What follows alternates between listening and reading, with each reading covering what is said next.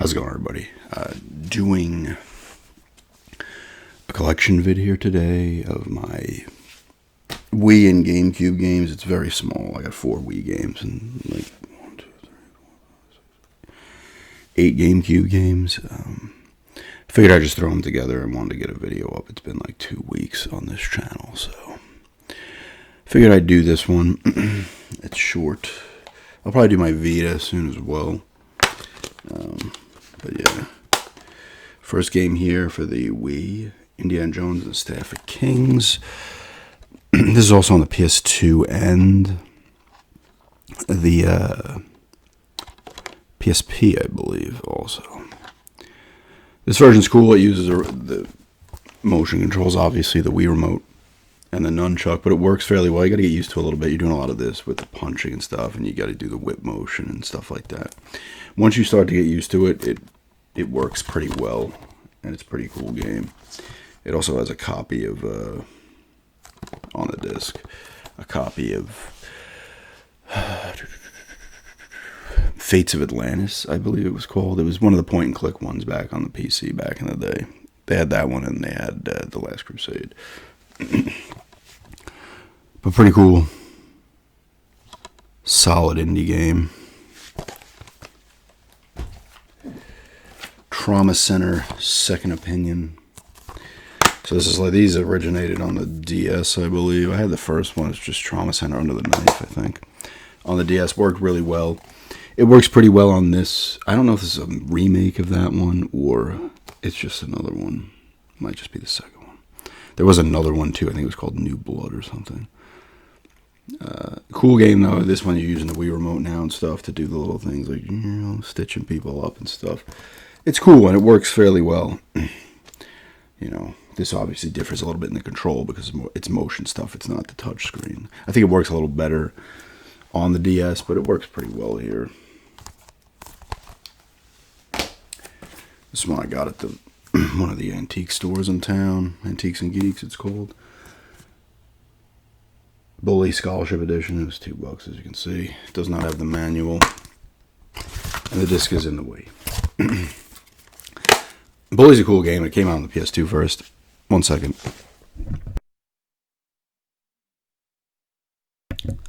Sorry about that. Clear my throat. Thankfully, you got a mute button on this mic. Bully Scholarship Edition. It first came out on the PS2. I played it on the, full. I played it on the 360, the Scholarship Edition for 360. I think they added some, it should say it actually in here. 8 new missions, 4 new classes, 4 new characters, 2-player mini-games, new rewards. It's a cool game. You're a kid. It's like GTA Lite, right? Like you're a kid who goes to a boarding school or whatever. And you got to help people. You get into fist fights. You're going to class and you're taking classes. You're pulling pranks. You're going into town and stuff. It's a cool game. It's really cool. I'm surprised they never revisited this Rockstar, to be honest with you. There's a few of their franchises I'm shocked that they never went back to. This being one of them, because it's a really good game. I'm trying to think of some others. Like, I'm not going to count L.A. Noire, because I know the studio that made that. I know Rockstar published it, but the studio that made it, like, there was a lot of problems and stuff, so that was never going to happen for a second one. Manhunt is another one that had 2 games I never went back to. Probably didn't sell well enough anyway. You know, even Smuggler's Run had 2 games. And they don't have any more. Last Wii game, Twilight Princess, Zelda Twilight Princess. I had this originally when I had my Wii back in 2007. I got the Nintendo Wii. And I was enjoying it, but the motion controls really took a lot of it out of it for me. Like, I would have almost preferred to have played, I didn't complete it, but I would have preferred to play it on the GameCube because they released simultaneously. That's when that game kept getting delayed. This game kept getting delayed because they wanted to release it on both the systems. They wanted to release it on the Wii because I'm pretty sure it was just a launch title straight up for the Wii. Same thing they did with Breath of the Wild with the Wii U and the Switch.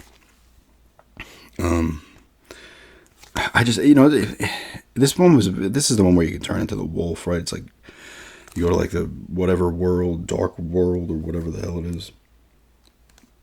It was very, it felt very Ocarina of Time to me in the way it was pacing and stuff and what you were doing. It was cool, but I couldn't get past the controls. I grabbed it. It's actually my mom's copy, actually. She had it. I was in Florida like last year, and I was listening, so I'm like, yeah, I'm like, I mean, you didn't know you had a Wii, and she's like, yeah, I don't use it, and I saw she had games. I'm like, do you care if I take this? She's like, go ahead. I think I grabbed the strategy guide too, and my stepdad, who passed in 21, he had a 360, which I took last year when I was down there. I took the 360. It was on the slim, whatever the hell they call that one. But I was like, oh shit. I think actually, you know what? I think I might have grabbed this from her too. She's never used the thing again, so eventually I'll just take the system. I think I actually have 2 Nintendo Wiis anyway. But like I said, I want to go back and play more of it and try to give it a shot. I can't remember what I got up to in this. I was playing a decent amount of it, but it was just started to really frustrate me with the motion controls. I want to see if I go back and maybe get a better handling of them and stuff. Because the GameCube cut version, I'm sure, is pushing $100. Let's see actually what the real quickly. I like to do this in my videos on my other channel as well. If something comes into pops into my head, and I want to see it, check it out on the internet. Twilight Princess, GameCube. Oh, it's more than I even thought it was. Wow. Complete copy. Someone's trying to sell for $309. 150 complete, so somebody's just overpricing the thing there. 145 complete. I said 100. It's more like 150. Wow. No. This one is dirt cheap too. This one's probably like $20. But yeah, that's done with the Wii games. Onto the GameCube. Quidditch World Cup, Harry Potter. This is one I played a bunch back in the day. I owned it briefly. I picked it up again like last year. It's, if you like Quidditch, this is what it is. It's like the sport game for Harry Potter, and it's like every other.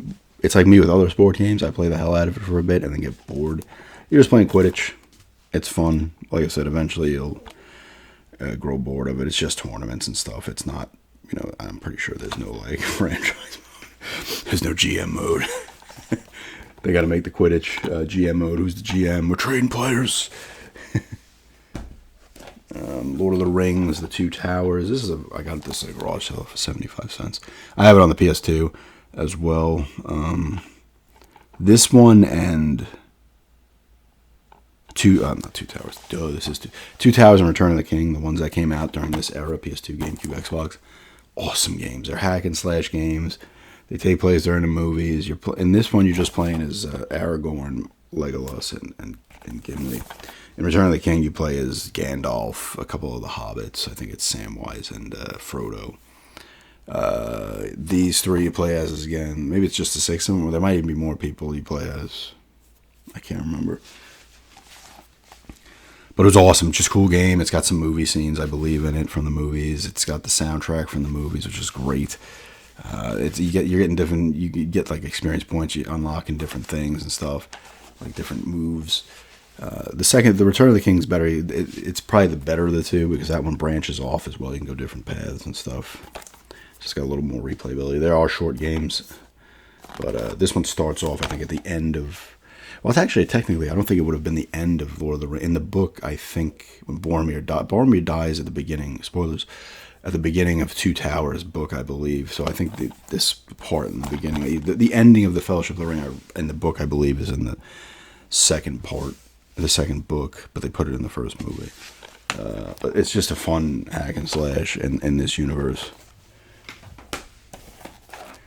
That's another one I got a garage. I think most of these actually, no, not most of them. 3 of the next 5 I got a garage sales as well.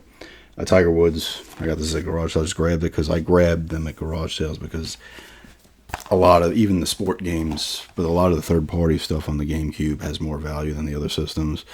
And the first-party ones, obviously, you can tell, like Twilight Princess, expensive. A lot of first-party ones are expensive. There's some you can get for cheap, and I'll show a few coming up here. But it's just a golf game. It's Tiger Woods. 2 discs. I like golf games, honestly. I've played, I think the last Tiger Woods I really played, that was like 2011 or something. It's on the PS3, I believe. Golf games are fun. I'm always looking at getting another golf game or another tennis game, but I never do.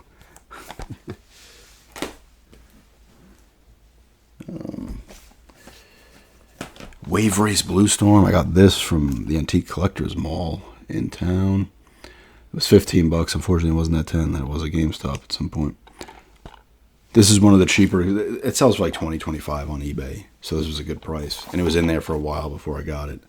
I was like, I'm going to buy it this time. No, I'm not. It does work. The disc is a bit scratched. It's also got the little pamphlet thing. These are awesome games. They look great. I believe this was this a launch title? Did this come out? Maybe it might have came out right after. It says 2001, but I don't know if it was at launch or it came out like a month or two after launch. But it did come out in the first 4 months or 3 months of the GameCube. It's a cool game, just like the Nintendo 64 one. It's fun. It looks good. Even today, it still looks good. It's fun to play. It's just a jet ski racing game.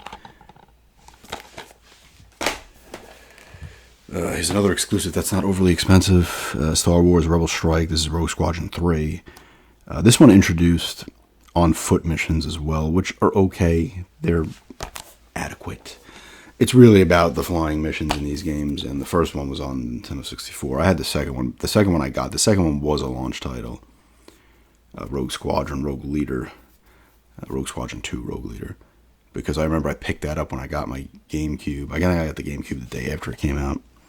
Or 2 days, and I picked that up, and I got Madden as well. That was like the last Madden I bought at full price in the store.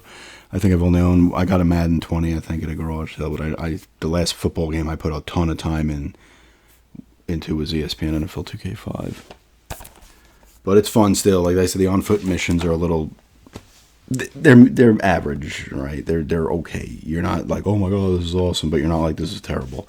Nice change of pace, but still the flying missions where you're using the different vehicles or where it's at in this game. And this is not overly, it's maybe $20, $25. I forget what I paid for this one. I might have actually gotten this for a pretty good deal, to be honest. And the last three are all Harry Potters. I got them all at a garage sale, I think, for $3 apiece. I got like a bunch of, because I grabbed the Potter games, they have a little bit of value, and the GameCube ones have a little more. But I got 3 of these ones. I had gotten one for the PS1 one that I sold. I think it was Chamber of Secrets. I sold that one, and then I got Sorcerer's Stone and Chamber of Secrets for the Game Boy as well. Chamber of Secrets for the GameCube. This one is complete. The other two are not. Uh-oh.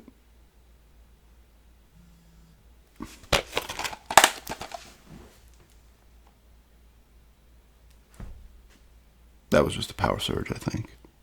Hold on. I don't have it plugged in either, which is weird. Oh, that's because the lights. Power screwing up. Let me unplug that. Anyway, if the power goes out, it will come back on because we have a generator. Harry Potter Chamber of Secrets. It's based on the second movie. It's a cool little 3D game, action game. You're exploring Hogwarts. You're following the storyline of the movie. It's pretty fun. Finding little collectibles and stuff. Here's Prisoner of Azkaban. This does not have the manual. I did play through this one back in the day. I think it might have been on the Xbox or the PS2. I can't remember. Same thing. You're going through the school. You're following the movie. This one you can connect to the GBA. Actually, you might be able to. No, you can't. I thought maybe on the Chamber of Secrets could too. These are cool. If you're into Harry Potter, you're going to like it. You got some mini games in there and stuff as well, and you're exploring the school, and it's just fun.